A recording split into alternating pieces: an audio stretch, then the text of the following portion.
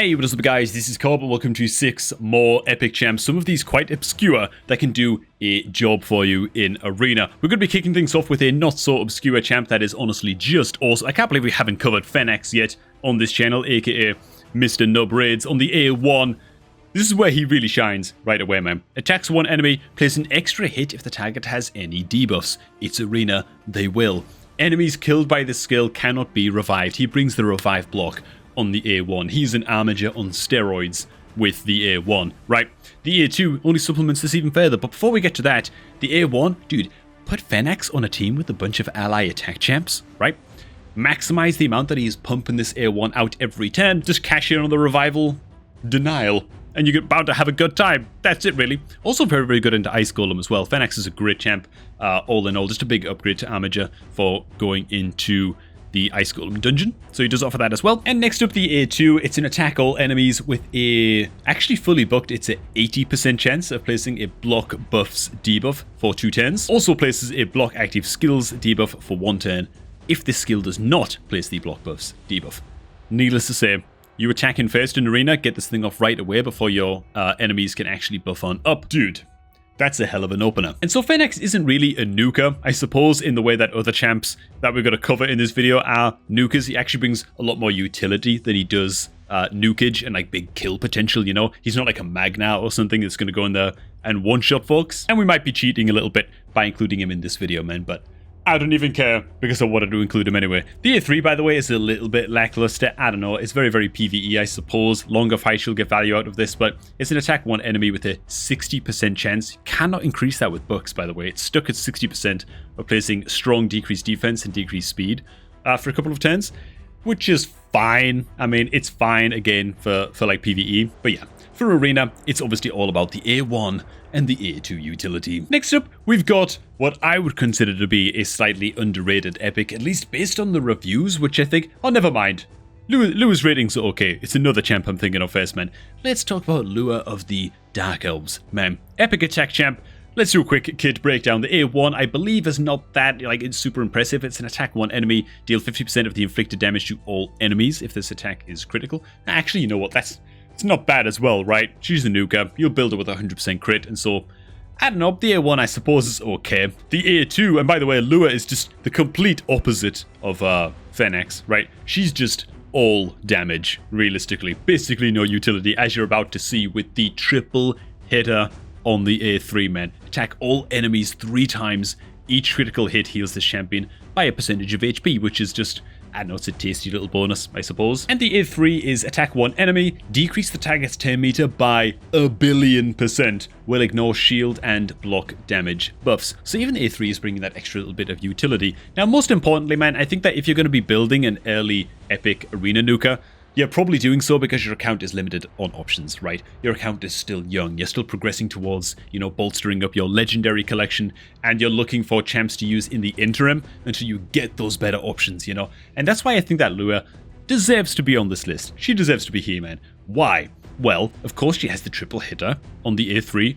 Not bad into Spider, right? It is on a 3-turn cooldown, even fully booked, so it's not super reliable. But she also brings to Spider the good old A3 here, which is of course the 100% 10 meter decrease.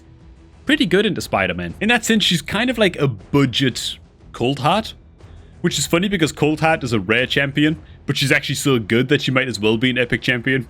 And Lua's the epic, but you know, she's kind of outperformed by Cold Heart just because Cold Heart is so good. But there you go, man. She's a decent alternative in Spider to Cold Heart, at least to get you over. And you know what? Even into Fire Knight, man, she's got really crappy ratings, I think. In Fire Knight, if I remember right, she's sitting at like a 4.1.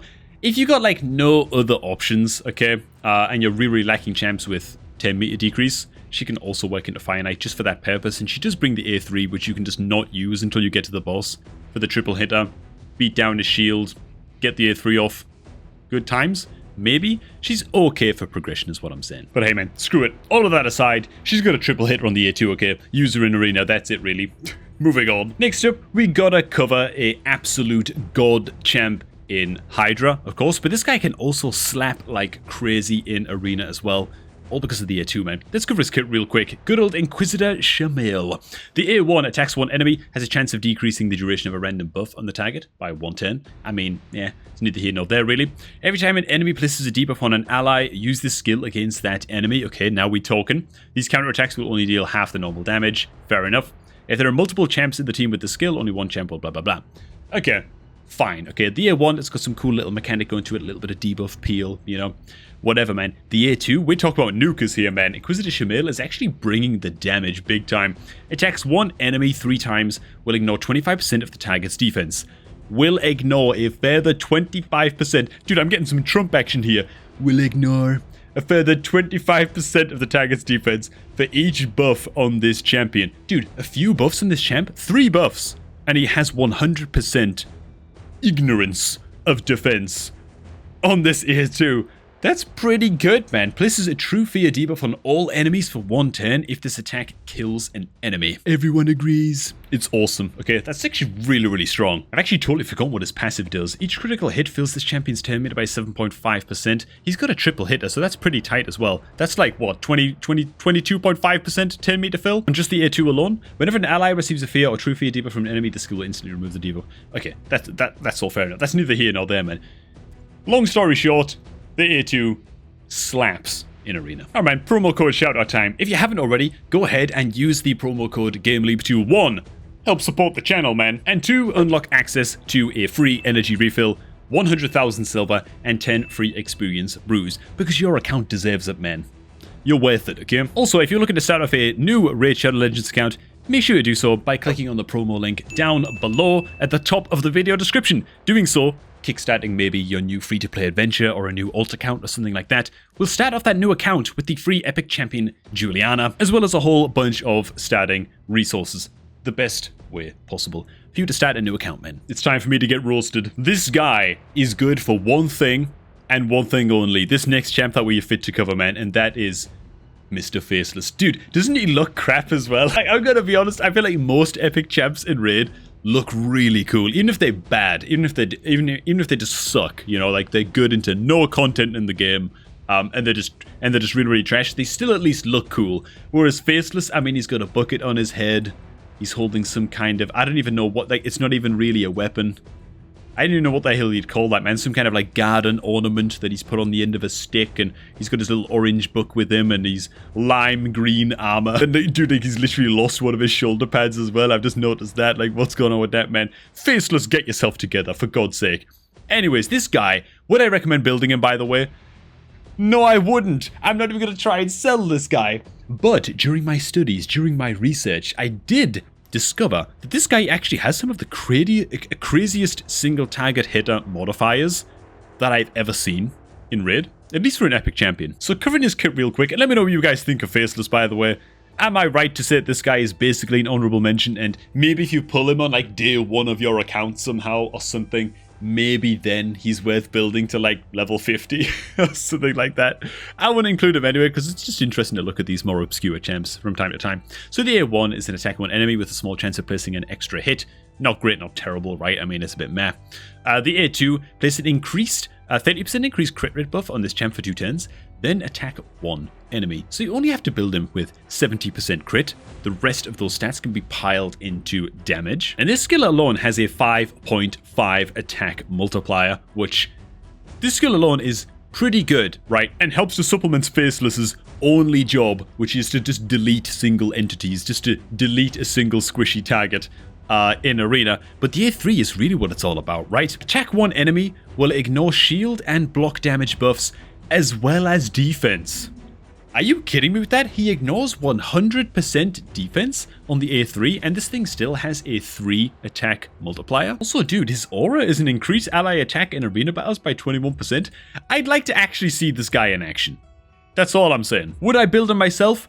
No, I wouldn't. I think he's interesting because of the crazy multipliers, but he kind of has the problem of being useless everywhere else in the game. Like, he's just worthless everywhere else, dude. So as soon as you replace him in arena with a better option, he's just food. at that point, you know? Next up, man, we gotta talk about Sia. Now, Sia is a very, very unique epic champ. We've covered her, I think, once on the channel before, and she can be used as an epic arena nuker, but again, she has that potential to kind of develop beyond that, right? When you're no longer using her as your nuker in arena, because she kind of drops off eventually, you can at least then sort of retire her to other areas of the game where she'll still find a lot of use, right? So the A1 attacks one enemy, has a chance of granting an extra turn.